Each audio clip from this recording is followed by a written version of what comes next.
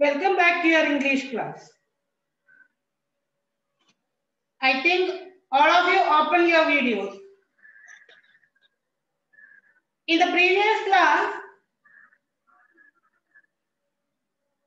we had taken the lesson, the danger of a single story. Then next paragraph we have to read.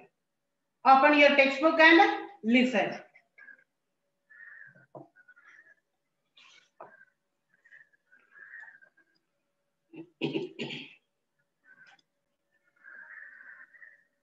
Page number 97. Then one Saturday, we went to his village to visit, and his mother showed us a beautifully patterned basket of dyed raffia that his brother had made. I was startled. It had not occurred to me that anybody in his family could actually make something. All I had heard about them was how poor they were, so that it had become impossible for me to see them as anything else but poor. This poverty was my single story of them.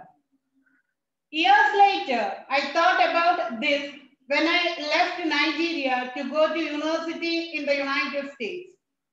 I was 19. My American roommate was shocked by me. She asked where I had learned to speak English so well and was confused when I said that Nigeria happened to have English as its official language. She asked if she could listen to what she called my tribal music and was consequently very disappointed when I produced my tape of Maria Carey. She had left sorry for me even before she saw me. Her default position towards me as an African was a kind of patronizing, well-meaning pity. My roommate had a single story of Africa. In this single story, there was no possibility of Africans being similar to her in any way, no possibility of feelings more complex than pity, no possibility of a connection as human equals. I must say that before I went into the US, I didn't consciously identify as African. But in the US, whenever Africa came up, people turned to me. I did come to embrace this new identity, and in many ways, I think of myself now as African, although I still get quite irritable when Africa is referred to as a country. After I had spent some years in the US, as an African, I began to understand my roommate's response to me. If I had not grown up in Nigeria, and if all I knew about Africa were from popular images, I too would think that Africa was a place of beautiful landscapes, beautiful animals, and incomprehensible people, unable to speak for themselves and waiting to be saved by a kind white foreigner. I would see Africans in the same way that I, as a child, had seen Fide's family. I began to realize that any American roommate must have thought throughout her life, seen and heard different versions of this single story. A professor once told me that my novel was not authentically African. I did not know what African authenticity was. The professor told me that my characters were too much like him, an educated and middle class man. My characters drove cars. They were not starving. Therefore, they were not authentically African.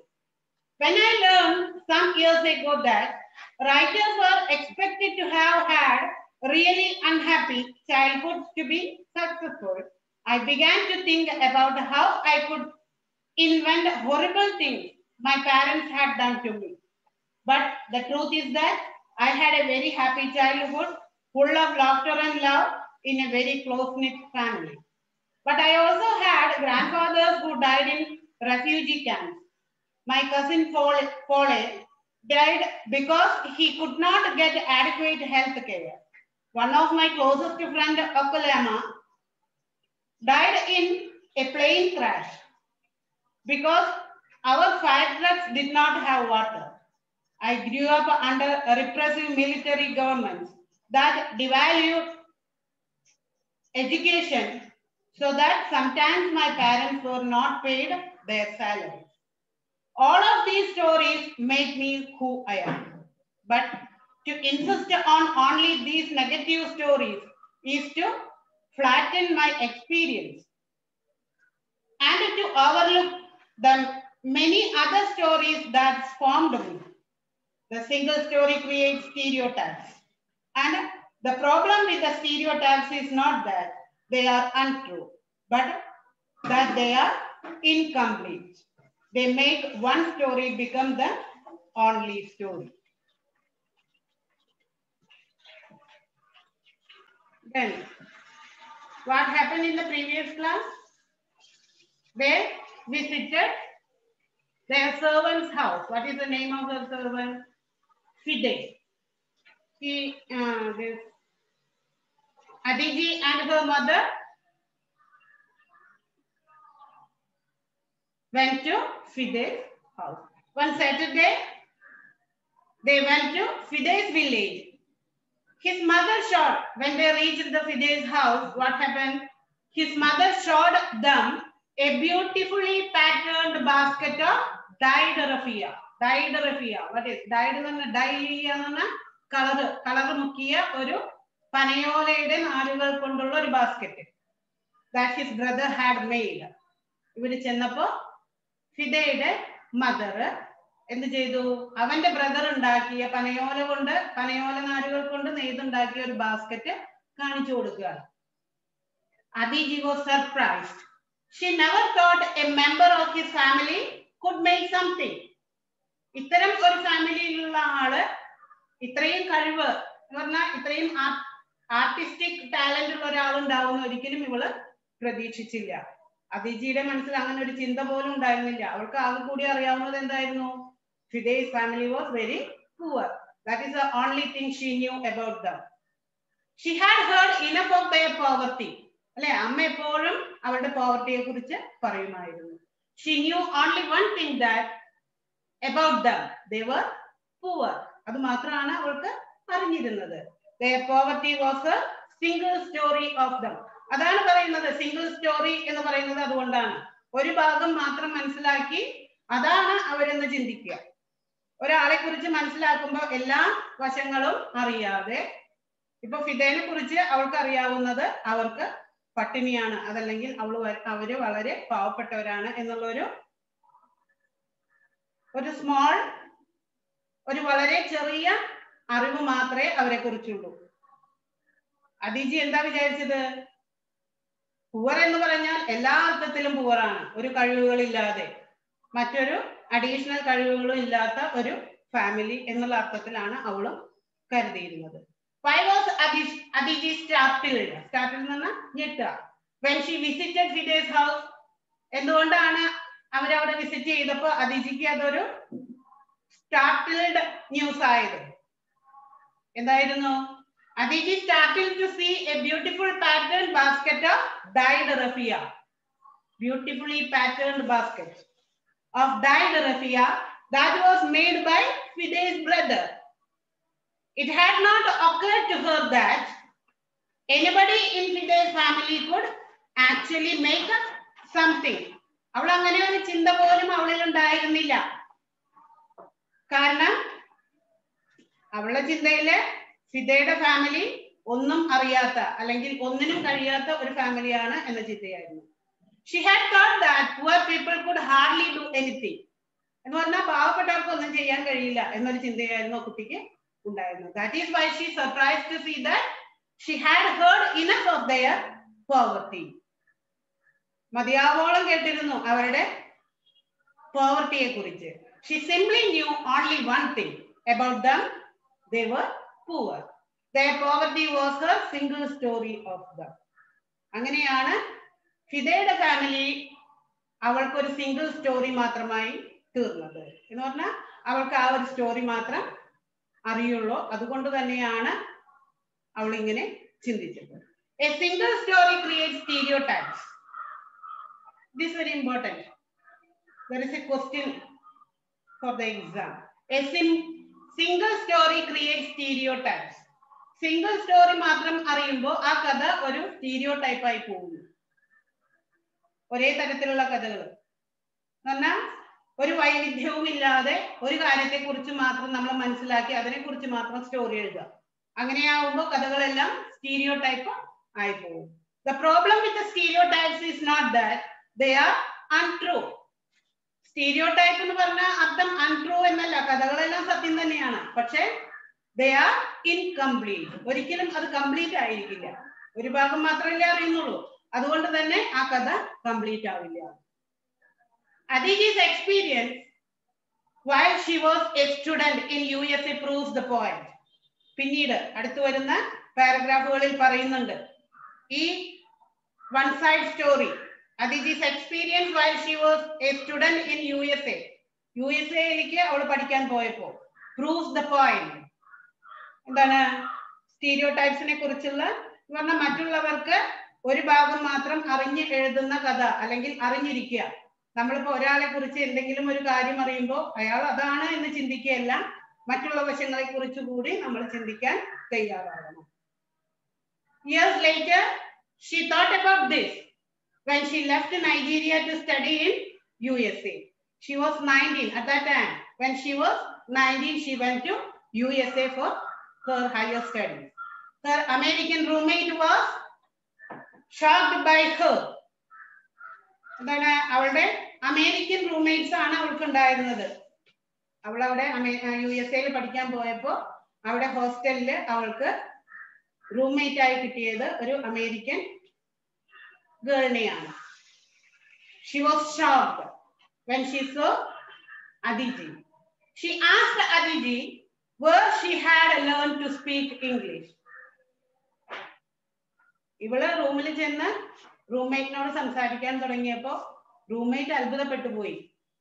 അത്രയ്ക്ക് നല്ല ഇംഗ്ലീഷിലാണ് അവള് സംസാരിക്കുന്നത്. അപ്പൊ ചോദിക്കുകയാണ്, നീ എവിടെ നിന്ന് എങ്ങനെ ഇംഗ്ലീഷ് പഠിച്ചത്? She had learned to speak English. Where she had learned to speak English so well. ഇത്രയും നന്നായി നീ എങ്ങനെ ഇംഗ്ലീഷ് പറയാൻ പഠിച്ചു? She was confused when Aditi told her that English was the official language of Nigeria. അപ്പൊ എന്താണ് അദിതി പറഞ്ഞത്? നൈജീരിയയുടെ official language English ആണെന്ന് പറഞ്ഞപ്പോ അത് ഈ കുട്ടിക്ക് അറിയണ്ടായിരുന്നില്ല. അവൾ അത്ഭുതപ്പെട്ടു പോയി. അങ്ങനെയാണോ എന്നുള്ളതായിരുന്നു അവളുടെ സംശയം. She asked Aditi to play for her some tribal music. പറഞ്ഞാൽ അവരുടെ മ്യൂസിക് എന്ന് പറഞ്ഞാൽ ആഫ്രിക്കക്കാരുടെ മ്യൂസിക് ഒരു പ്രത്യേക തരത്തിലുള്ളതാണ്. അതുകൊണ്ട് തന്നെ ട്രൈബൽ എന്ന് പറയുമ്പോൾ പരിഷ്കാരമില്ലാത്തതാണ്. അപ്പൊ അതൊന്ന് പാടാൻ പറയാണ്. അപ്പൊ അവൾ എന്താ ചെയ്തത്? അല്ലെങ്കിൽ അങ്ങനത്തെ മ്യൂസിക് ഉണ്ടോ നിന്റെ കയ്യിൽ എന്ന് ചോദിച്ചപ്പോ ഇവളൊരു കാസറ്റ്, മരിയ കാരിയുടെ കാസറ്റ് ആണ് അവൾ കൊടുത്തത്. Some tribal music and was disappointed to see that her tape had Mariah Carey. Tribal music എവിടെയെന്ന് ചോദിച്ചപ്പോ മരിയ കാരിയുടെ കാസറ്റ് കൊടുത്തു. അത് അവൾക്ക് വല്ലാത്തൊരു നിരാശയായിരുന്നു റൂംമേറ്റിന്. കാരണം അവൾ അതൊന്നുമല്ല പ്രതീക്ഷിച്ചത്. She felt sorry for Aditi even before she saw her because Aditi was an African. തനിക്കൊരു ആഫ്രിക്കക്കാരിയാണ് റൂംമേറ്റ് ആയി വരുന്നത് എന്നവൾക്ക് അവൾ അറിഞ്ഞ നിമിഷം തൊട്ട് അവള് അദീജിനെ പ്രതീക്ഷിച്ചത് ഇങ്ങനെയൊന്നുമല്ല. എന്താണ്? ഒരു പരിഷ്കാരങ്ങളും ഇല്ലാതെ വർത്താനം പറയാൻ പോലും ശരിക്കും അറിയാത്ത കാടത്തം നിറഞ്ഞ ഒരു കുട്ടിയായിട്ടാണ് ഇവള് പ്രതീക്ഷിച്ചത്. പക്ഷെ ഇവിടെ വന്നു കഴിഞ്ഞപ്പോഴോ അദീജി ഡീസന്റ് ആയിട്ട് ഇംഗ്ലീഷ് പറയാണ്. അതുപോലെ ട്രൈബൽ മ്യൂസിക് ചോദിച്ചപ്പോ മരിയ കാരിയുടെ കാസറ്റാണ് കൊടുക്കുന്നത്. ഇതൊക്കെ കണ്ടപ്പോ ഇവള് അത്ഭുതപ്പെട്ടു പോയി. ഇവള് ചിന്തിച്ച പോലെയേ അല്ലായിരുന്നു അദീജി.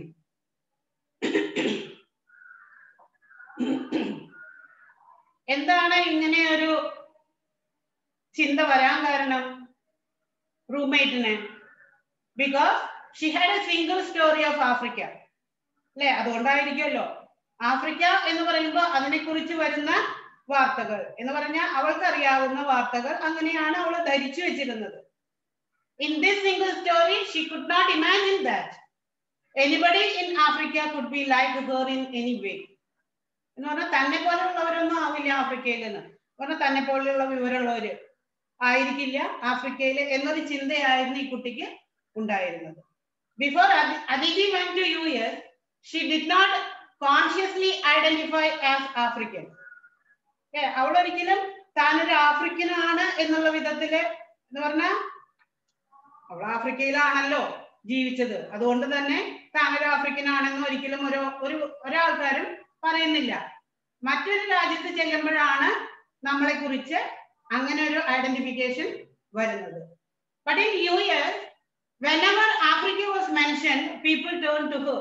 ക്ലാസ്സിൽ ചെന്നിരുന്ന ടീച്ചർ എന്തെങ്കിലും ഒരു കാര്യം പറഞ്ഞ് ആഫ്രിക്കയെ കുറിച്ച് പരാമർശം വരുമ്പോ എല്ലാവരും ഇവളെ തിരിഞ്ഞു നോക്കാൻ തുടങ്ങി. എന്ന് പറഞ്ഞാൽ she was an African. But in US, whenever Africa was mentioned, people turned to her. She got the identity of an African. അങ്ങനെയാണ് ആ ഒരു ഐഡന്റിറ്റി അവൾക്ക്, അങ്ങനെ ഒരു ഐഡന്റിറ്റിയുടെ ബോധം തന്നെ അവൾക്ക് അപ്പോഴാണ് വന്നത്. അതുവരെ അവൾ അത്തരത്തിലൊരു ചിന്തയൊന്നും അവളിൽ ഉണ്ടായിരുന്നില്ല. But she get angry when people refer to Africa as if it is just one country. അതൊരു സില്ലി ആയിട്ട് അതൊരു രാജ്യം, അതിനേക്കാൾ കൂടുതലൊന്നും ആഫ്രിക്കയ്ക്ക് സ്ഥാനമില്ല എന്നുള്ള ഒരു വളരെ നിസ്സാരമായാണ് എല്ലാവരും കരുതിയിരുന്നത്. അങ്ങനെ അതൊക്കെ കേൾക്കുമ്പോൾ അവൾക്ക് വേഗം ദേഷ്യം വരുമായിരുന്നു. After living for some years in US, she understood her roommate's response to her. കുറച്ചു കാലം റൂംമേറ്റിന്റെ ഒപ്പം താമസിച്ചു കഴിഞ്ഞപ്പോൾ അവൾക്ക് റൂംമേറ്റിന്റെ റെസ്പോൺസ് മനസ്സിലാക്കാൻ അവൾക്ക് സാധിക്കും. If she did not grow up in Nigeria and if all she knew about Africa was from popular images, എന്ന് പറഞ്ഞാൽ Nigeria, even though she was an African, നമ്മളിപ്പോ ഇന്ത്യനാണെന്ന് വിചാരിച്ച് ഇന്ത്യയിൽ തന്നെ ജീവിക്കണമെന്നില്ല. മറ്റുള്ള കൺട്രീസിൽ ജീവിക്കുന്ന ഇന്ത്യക്കാരും ഉണ്ട് അല്ലെ, അവിടെ ജനിച്ചു വളർന്നവരും ഉണ്ട്. അങ്ങനെ വരുമ്പോ അവർക്ക് മറ്റുള്ളവർ പറയുന്ന അറിവേ നമ്മളുടെ ഇന്ത്യയെ കുറിച്ച് അവർക്കുണ്ടാവുള്ളൂ. അങ്ങനെയാണ് ഇവള് ജീവിച്ചിരുന്നതെങ്കിൽ എന്ന് പറഞ്ഞാൽ നൈജീരിയയിലല്ലാതെ പുറമെ ഏതെങ്കിലും ഒരു കൺട്രിയിലാണ് അവള് ജീവിച്ചിരുന്നതെങ്കിൽ ഈ റൂംമേറ്റിനെ പോലെ ആകുമായിരുന്നു അവളും. അല്ലെ, നമുക്ക് പറഞ്ഞു കേട്ട അറിവുകളല്ലേ, നമ്മുടെ ഇന്ത്യ ആണെങ്കിലും നമുക്ക് പറഞ്ഞു കേട്ട അറിവേ അതിനെ കുറിച്ച് ഉണ്ടാവുള്ളൂ. പക്ഷെ നമ്മൾ ഇവിടെ ജീവിച്ചത് കൊണ്ട് മാത്രമാണ് ഇന്ത്യയിലെ എല്ലാ കാര്യങ്ങളെ കുറിച്ചും നമുക്ക് അറിവ് കിട്ടിയത്. വേറൊരു രാജ്യത്താണെങ്കിൽ അങ്ങനെ ഉണ്ടാവില്ല. If all she knew about Africa was from popular images, she too would think like her. അല്ലെ, ഇവളെ പോലെ തന്നെ ആകുമായിരുന്നു ആര്, റൂംമേറ്റിനെ പോലെ തന്നെ ആകുമായിരുന്നു അതിജി. To people like her, Africa was a place of beautiful landscapes, animals and incomprehensible people. ഒരിക്കലും ഉത്തരം കണ്ടെത്താനാവാത്ത ഒരു തരം മനുഷ്യരാണ് ആഫ്രിക്കക്കാര് എന്നുള്ളൊരു ചിന്തയാണ് സോറിയുടെ റൂംമേറ്റിന് ഉണ്ടായിരുന്നത്. ബ്യൂട്ടിഫുൾ ലാൻഡ്സ്കേപ്പ് ഒക്കെയാണ്, പലതരം ആനിമൽസ് ഉണ്ട്. പക്ഷെ അവിടുത്തെ ജനങ്ങൾ എന്ന് പറഞ്ഞാൽ നമുക്ക് എളുപ്പത്തിൽ കോംപ്രിഹെൻസിബിൾ അല്ല എന്നാണ് വിശ്വാസം. The Africans, they thought, were unable to think for themselves. എന്തായിരുന്നു അമേരിക്കക്കാരുടെ ചിന്ത ആഫ്രിക്കയെ കുറിച്ച്? ആഫ്രിക്കൻസ് ഒന്നും ചിന്തിക്കാൻ കഴിവുള്ളവരല്ല, കാടന്മാരാണ്. The Africans, they thought, were unable to think for themselves. തങ്ങളുടെ കാര്യങ്ങളെ കുറിച്ച് തന്നെ ചിന്തിക്കാൻ കഴിവില്ലാത്തവര്. They were waiting to be saved by some white foreigner. എന്ന് പറഞ്ഞാൽ ഒരു വൈറ്റ് പീപ്പിൾ വന്നിട്ട് വേണം ഇവരുടെ ഗതികേടിൽ നിന്ന് രക്ഷിക്കാൻ എന്നുവരെ അവള് ചിന്തിച്ചിരുന്നു. They were waiting to be saved by some white foreigner. They saw Africa in the same way Aditi saw Fide's family. അല്ലെ, പണ്ട് ഇവളുടെ ചെറുപ്പകാലത്ത് ഫിദയുടെ ഫാമിലിയെ കുറിച്ച് ഇവൾ എന്ത് കരുതിയോ അതുപോലെയാണ് തന്റെ റൂംമേറ്റ് ആഫ്രിക്കക്കാരെ കുറിച്ച് കരുതിയിരുന്നത്. അപ്പൊ എന്തുകൊണ്ടായിരിക്കാം അങ്ങനെ ചെയ്തത്? She knew only one side of the people. അല്ലെ, ഇവരുടെ ഒരു കാര്യത്തെ കുറിച്ച് മാത്രമേ, ഏതെങ്കിലും ഒരു സൈഡിനെ കുറിച്ച് മാത്രമേ റൂംമേറ്റ് അറിഞ്ഞിരുന്നുള്ളൂ. Just like Adiji knew Fide's family. ഫിദയുടെ ഫാമിലിയെ കുറിച്ച് ആകെ കൂടി അറിഞ്ഞിരുന്നത് എന്താ? They were very poor എന്നുള്ളതാണ്. When she was young, she came to know that Fide's family was not very poor. Not very poor, but they have rich in other activities or abilities. Her American roommate must have heard different versions of a single story about Africa. Then, once a professor, one of her professors, once told Adiji that her novel was not authentically African. അടിസ്ഥാനപരമായും ഇവൾ എഴുതുന്ന നോവലുകളൊന്നും തന്നെ African അല്ല എന്ന് ഒരിക്കൽ ഇവളുടെ professor ഇവളോട് പറയുണ്ടായി. ഇനി അതും എന്തുകൊണ്ടാണ്? ഡേഞ്ചർ ഓഫ് എ സിംഗിൾ സ്റ്റോറിയാണ്. പ്രൊഫസർക്ക് ആഫ്രിക്കൻസ് നോവൽ എഴുതുന്നു, ആഫ്രിക്കക്കാർ എന്തുകൊണ്ടാണ് അങ്ങനെ പറഞ്ഞത്? A professor once told her that her novel was not authentically African. He told that her characters were too much like him. He was an American, and when he started to read Adiji's novels or stories, he said that her characters were too much like him. തന്നെ പോലെ എന്ന് പറയുമ്പോൾ അമേരിക്കൻസിനെ പോലെ ആണ് അതിജിയുടെ characters എല്ലാം. Story നമ്മൾ പറഞ്ഞതാണ് അല്ലേ? She only knew the characters like blue-eyed white people. They played in snows എന്നൊക്കെ പഠിച്ചില്ലേ? അപ്പൊ ആ ക്യാരക്ടേഴ്സിനെ കുറിച്ച് വായിക്കുമ്പോൾ ഇയാൾക്കും തോന്നിയത് എന്താണ്? He told that her characters were too much like him, educated and middle class. ആഫ്രിക്കൻസിൽ മിഡിൽ ക്ലാസ് ഒന്നും ഇല്ല എന്നാണ് അവരുടെയൊക്കെ ചിന്ത. Her characters drove cars. അതിജിയുടെ ക്യാരക്ടേഴ്സ് എല്ലാം കാർ ഓടിക്കുന്നവരും, they were not starving. ഒരാൾ പോലും വിശപ്പറിയുന്നവരില്ല, പട്ടിണി കിടക്കുന്നവരില്ല. Therefore he thought they were not authentically African. എന്ന് പറഞ്ഞാൽ ഇതിന്റെ വിപരീതമാണ് ആഫ്രിക്കൻസ് എല്ലാം എന്നാണ് അവരുടെ ചിന്ത. എഡ്യൂക്കേറ്റഡ് അല്ല, മിഡിൽ ക്ലാസ് അല്ല, പിന്നെന്താണ്, കാർ ഓടിക്കാൻ അറിയില്ല, അവര് എപ്പോഴും പട്ടിണിയിലാണ് എന്നുള്ള ചിന്തയാണ് ഇവിടെ പ്രൊഫസർക്ക് ഉണ്ടായിരുന്നത്. ആ വൺ സൈഡ് നോളജ് ആണ് അയാളെ കൊണ്ട് ഇങ്ങനെ പറയിക്കുന്നതും. പിന്നെ അതിനപ്പുറം ഇവൾ എഴുതുന്ന ക്യാരക്ടേഴ്സ്, ഇവൾ എഴുതുന്ന നോവൽസിലെ എല്ലാ ക്യാരക്ടേഴ്സും തന്നെ ഇംഗ്ലീഷുകാരാണ്.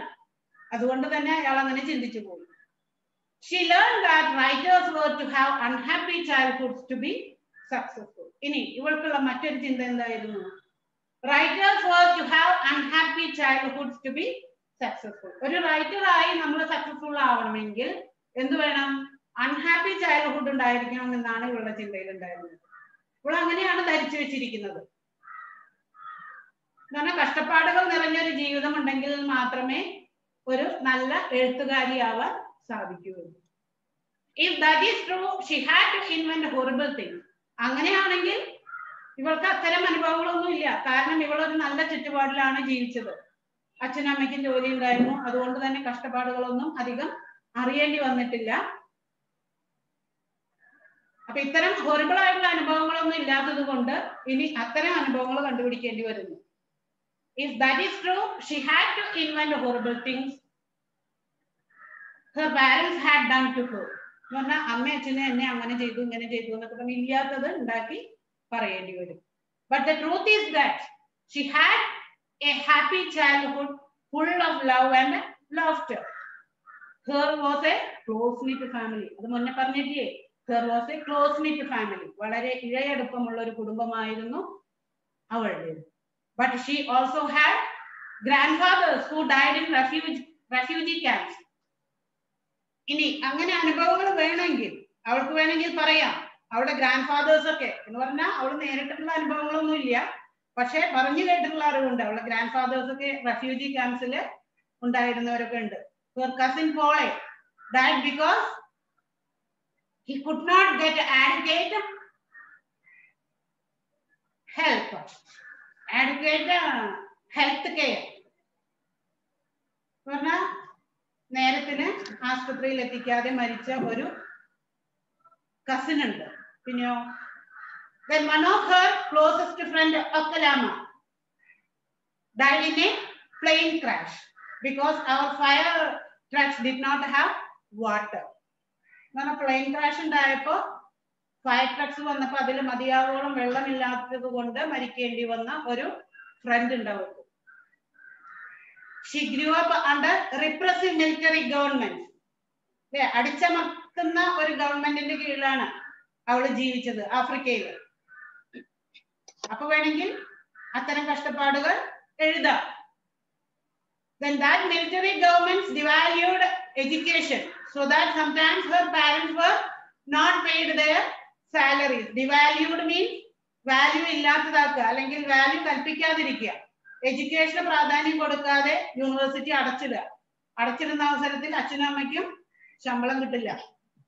അപ്പൊ ഉണ്ടാകുന്ന കഷ്ടപ്പാട് വേണമെങ്കിൽ അതൊക്കെ വെച്ച് അവൾക്ക് പറയാം.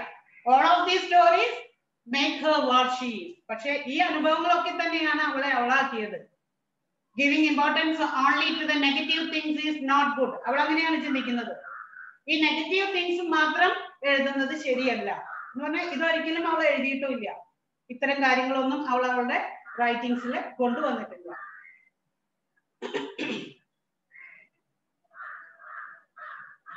All of these stories make her what she is. Giving importance only to the negative things is not good. The single story creates stereotypes. അങ്ങനെ വരുമ്പോൾ സിംഗിൾ സ്റ്റോറി സ്റ്റീരിയോടൈപ്പ് ആയി പോകും. It may be true. ഈ പറഞ്ഞ കഥകളെല്ലാം ശരിയാണ്. അപ്പൊ stereotype ആയാലും കഥകൾ ശരിയല്ല എന്നല്ല പറയുന്നത്, അത് ഇൻകംപ്ലീറ്റ് ആയിരിക്കും. ആ ഒരു ഭാഗം മാത്രം കാണിക്കുമ്പോൾ അതല്ല മുഴുവനായും ഉണ്ടായത് എന്നുള്ളത് പറയാൻ പറ്റില്ല. But they are incomplete. They make one story become the only story. അത് മാത്രമാണ് കഥ, ആഫ്രിക്കയുടെ കഥ അത് മാത്രമാണ് എന്നായി തീരും. അപ്പൊ അതല്ലല്ലോ ശരി. അതുകൊണ്ടാണ് അവൾ അങ്ങനെ ചെയ്യാതിരുന്നത്. ഇതെല്ലാമാണ് എന്നെ ഞാനാക്കുന്നത് എന്നാണ് അവൾ പറയുന്നത്. ചീത്ത കാര്യങ്ങൾ മാത്രം എടുത്തു പറയുന്നത് നല്ലതല്ല. ഒറ്റ കഥ എന്ന് പറയുന്നത് സ്റ്റീരിയോ ടൈപ്പുകളെ സൃഷ്ടിക്കും അല്ലെ? സ്റ്റീരിയോ ടൈപ്പ് എന്ന് പറഞ്ഞാൽ ഒരേ തരത്തിലുള്ള കഥകളായി പോകും. സ്റ്റീരിയോ ടൈപ്പുകൾ ശരിയായിരിക്കാം, പക്ഷെ പൂർണ്ണമായിരിക്കില്ല. അത് അവർക്കെല്ലാം ഒറ്റ കഥയാണ്. ഒരു കഥയെ മാത്രം ഊന്നിപ്പറഞ്ഞ് അവർ എല്ലാം ഒറ്റ കഥയാക്കുന്നു എന്നാണ് പറയുന്നത്. സ്റ്റീരിയോ ടൈപ്സ് അങ്ങനെയാണ് ഉണ്ടാകുന്നത്. Now it is time to wind up. After next class, goodbye.